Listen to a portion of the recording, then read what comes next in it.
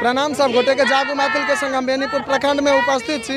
हमरा संग एखन जे प्रत्याशी छथि और हुनका से बात करे छी। अहाँ के नाम की भ गेल?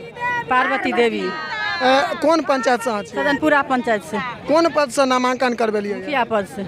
जीत के जे अहाँ पंचायत में मुखिया के रूप में सामने एबे तो सबसे पहिल काज अहाँ के की रहते? सबसे पहले हमर ई कामना छै जे हम जीतबै तो पहले भगवान के स्थान के सुरक्षित करबै, तकर बाद जनता के सेवा करबै। गाँव में जे एखन मान लिया घूमल हेबे, अहाँ के गाँव छी, अहाँ देखने हेबे, तो सबसे जरूरी काज अहाँ के की बुझना जा रहा है अहाँ के पंचायत में? सबसे जरूरी काम ई है जे रोड सड़क नहीं है, गरीब महिला सबके उत्थान करबै। जनता के अहाँ किछु संदेश देबऽ चाहबै तब अहाँ के गाँव के मतदाता सब छथि हुनका किछु संदेश देबऽ चाहबै अहाँ?